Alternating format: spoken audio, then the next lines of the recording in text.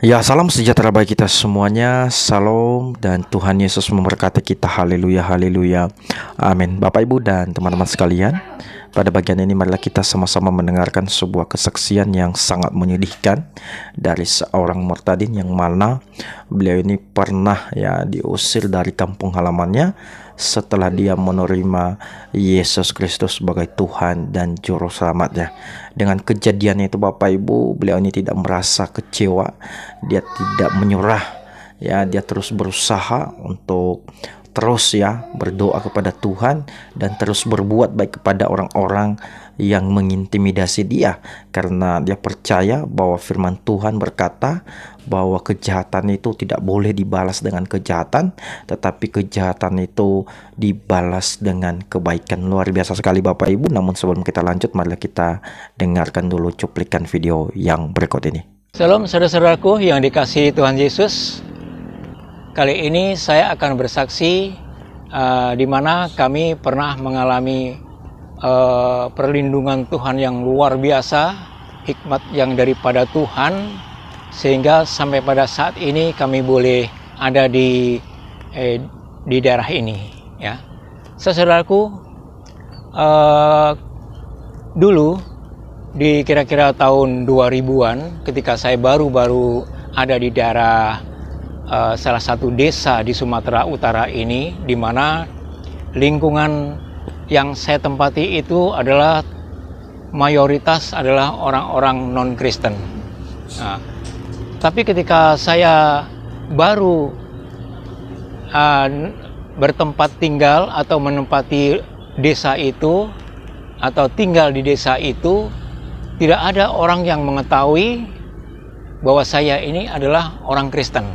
Jadi penduduk situ menerima dengan baik dan begitu ramah semuanya, sehingga kami boleh sepertinya aman begitu ya. Saya pikir ini seperti di daerah Jawa, begitu tinggi toleransinya, dimanapun tinggal tidak ada masalah. Ternyata apa yang saya pikirkan itu meleset ya. Sehingga ada beberapa bulan kemudian, saudaraku, ada suatu kejadian yang di luar dugaan saya ya. Kejadiannya begini. Pada waktu masyarakat itu mulai kenal dengan saya dan kenal bahwa saya ini sebagai orang Kristen, karena mereka melihat ketika hari-hari tertentu saya tidak sembahyang di tempat mereka, tetapi hari-hari Minggu saya keluar bersama istri untuk menuju ke tempat ibadah, yaitu di gereja. Oh, ternyata orang ini adalah orang Kristen. Nah, kemudian saudara-saudaraku, beberapa hari kemudian, hanya beberapa hari kemudian saja, orang itu sudah mungkin sepakat ya, sudah kumpul mereka sepakat untuk mengusir saya. Ya. Kemudian salah satu dari perwakilan masyarakat itu datang kepada saya di rumah yang saya tinggali itu,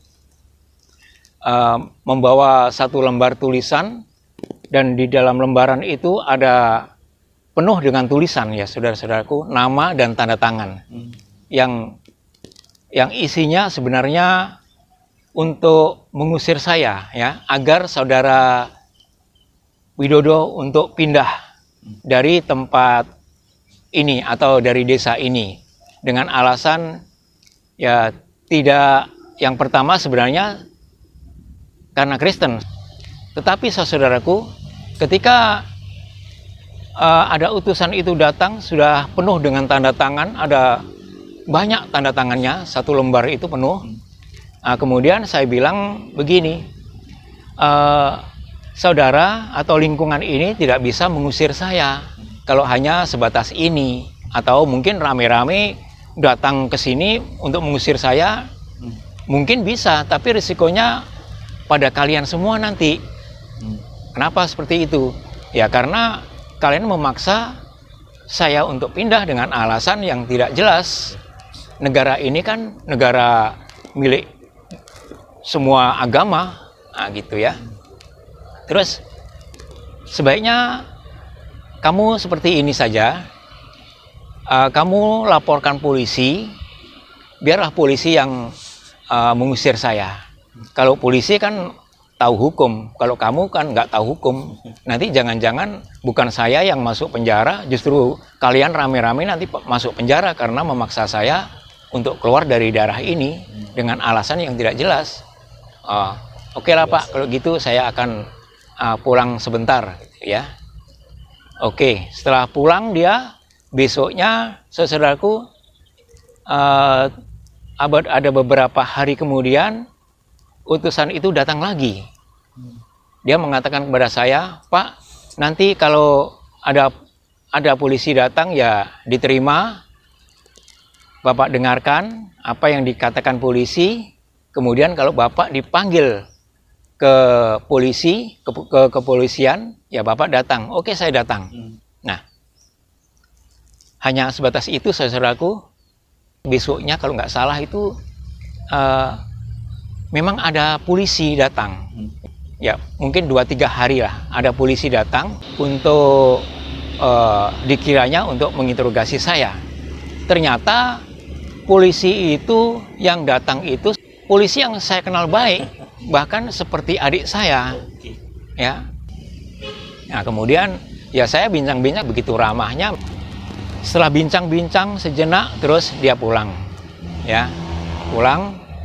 Ada beberapa minggu kemudian ada seorang intel juga datang dan masyarakat juga tahu bahwasanya itu adalah seorang intel.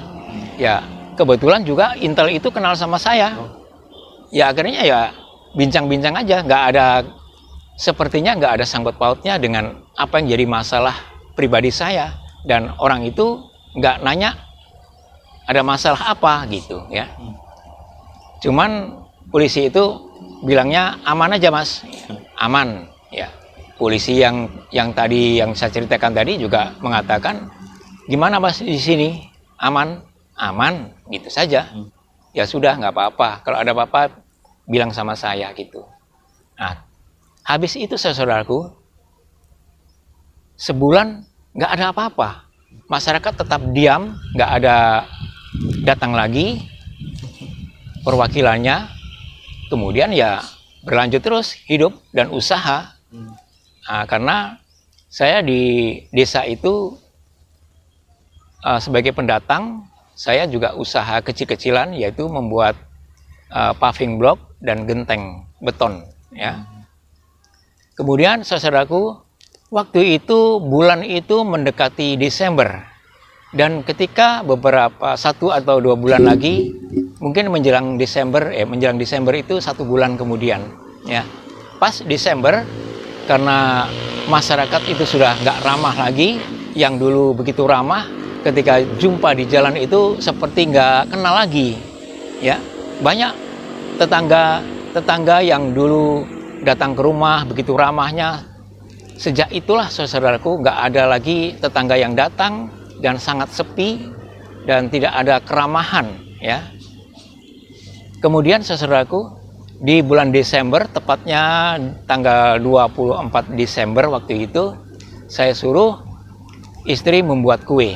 Karena di dalam Alkitab itu tertulis bahwa janganlah kejahatan dibalas dengan kejahatan, tetapi balasnya dengan kebaikan. Ya, itu selalu saya ingat saudaraku. Ya, caranya seperti apa? Saya bilang sama istri, ya sudah sekarang bikin kue, beberapa macam kue dimasukkan dalam kotak. Ya, setelah dalam kotak sudah tersusun semuanya, istri buat, kira-kira ada kurang lebihnya itu 30 sampai 40 kotak. Nah, ketika itu istri saya sendiri yang mengantar kepada tetangga-tetangga semuanya. Kue itu semuanya diterima dengan baik. Pokoknya nggak ada yang menolak pemberian kue itu. Bahkan ada 1-2 orang di masyarakat itu datang, bapak-bapak, Mas, nggak ada minum-minuman bir? Atau kira-kira pada umumnya di Sumatera ini adalah orang-orang yang biasanya Desember itu ada acara-acara minum sampai mabuk mungkin begitu ya. Oh, nggak ada. kalau kue ada, oh ya ya ya gitu, terus dia kembali lagi. Kalau seandainya saya bilang ada minum-minum, mereka bisa bincang-bincang malam Natal mungkin ya. Tapi nggak ada acara itu karena saya nggak minum minuman bir atau minum minuman yang memabukkan. Nah, kemudian saudaraku, setelah kue itu diterima, beberapa hari kemudian masyarakat itu baik, mau menyapa. Dan mereka ketika datang, ketika jumpa dimanapun, mereka menyapa, tersenyum, dan ternyata jadi saudara semua, saudaraku. Ya, ini ternyata firman Tuhan itu benar-benar iya dan amin. Amin. Kenapa, saudaraku? Karena memang ini sudah terbukti dalam kehidupan saya, bahwa saya dimusuhi oleh lingkungan saya karena beda agama.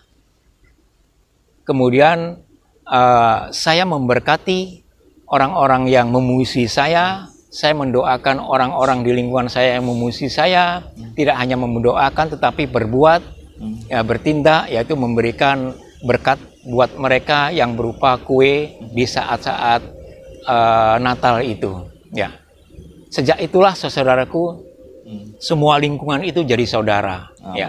Puji Tuhan. Apa buktinya jadi saudara semua, saudaraku? Mereka yang pertama ramah. Kemudian ketika mereka mengadakan kebaktian keluarga, seperti misalnya kalau orang non-Kristen itu wiritan, itu mereka membuat makanan untuk anggota wiritan itu sebelum dimulai. Mereka sudah mengantar makanan ke rumah. Satu, keduanya, ketika hari raya mereka itu, mereka banyak sekali masyarakat itu yang berbondong-bondong ke rumah itu mengantar kue. Ya, begitu ramah dan mengantar kue dengan tulus. Hal itu sampai sekarang terjadi, saudara-saudaraku. Sampai beberapa tahun terjadi seperti itu ya. Jadi mereka mulai toleransi ya antar agama satu dengan yang lain ya, saling menghargai.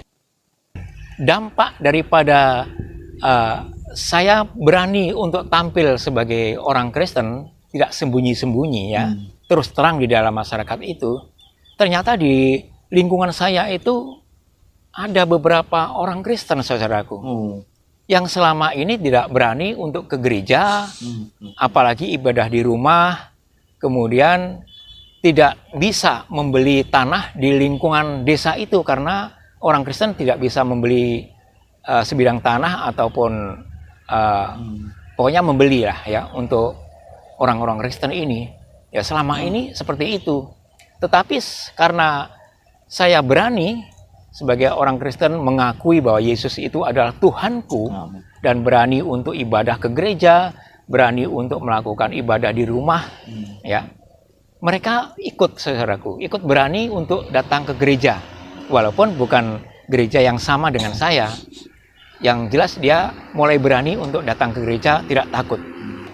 Itulah dampak saya di daerah lingkungan itu ya, membawa dampak bagi orang-orang Kristen yang selama ini tidak berani ya.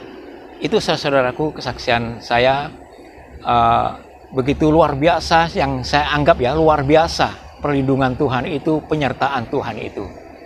Sehingga sampai pada hari ini tetap Tuhan memberkati saya, menyertai saya, dan saya diberi berkat-berkat yang luar biasa oleh Tuhan.